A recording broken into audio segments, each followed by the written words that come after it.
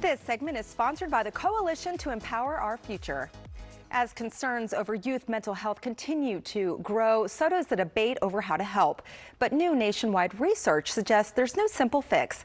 Rather than focusing on technology restrictions alone, voters and parents are calling for a broader approach that includes digital literacy, mental health support, and practical tools to help families navigate today's connected world.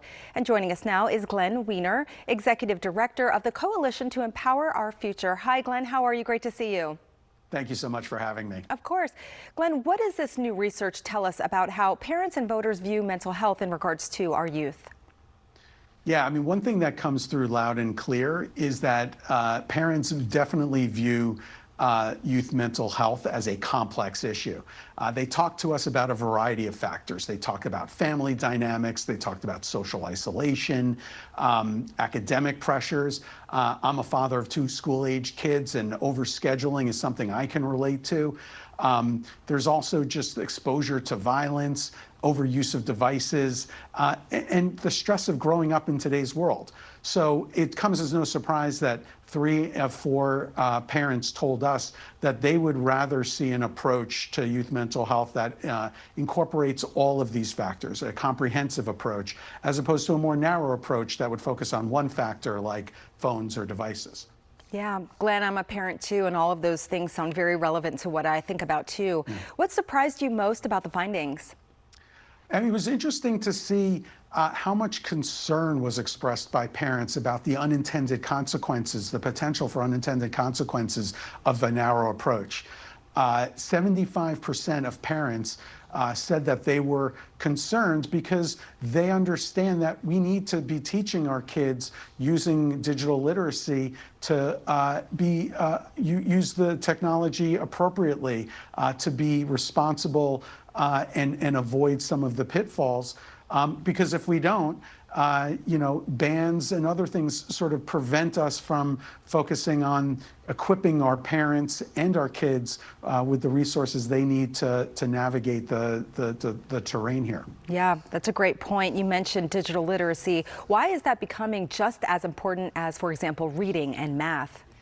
Yeah, it really is it needs to be part of the core curriculum of what we're teaching kids, because understanding what is harmful or misleading information is just as critical to being successful and being career ready.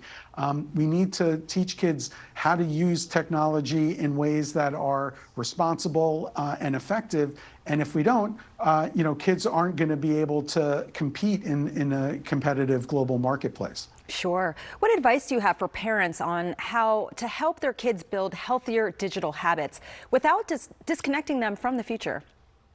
Every kid is unique, and parents are in the best position to understand that and to set the appropriate boundaries for each of their children. I have 2 kids, and I know what works for one might not work for the other. But it's also a challenge because in our research, 90% of parents told us they don't necessarily feel comfortable with how to use technology. So when we think about solutions, we need to be thinking about what resources can we get to parents, how do we best deliver it to them so that they can feel empowered to help their kids and guide them through. Yeah. This has been a really great conversation, Glenn. Where can we go for more resources and information? So the Coalition's website is empowerourfuturecoalition.com. It has some great resources as well as an opportunity to continue to engage in this dialogue. All right. We really appreciate your time. Thank you so much. Thank you. Again, for more information, you can go to empowerourfuturecoalition.com.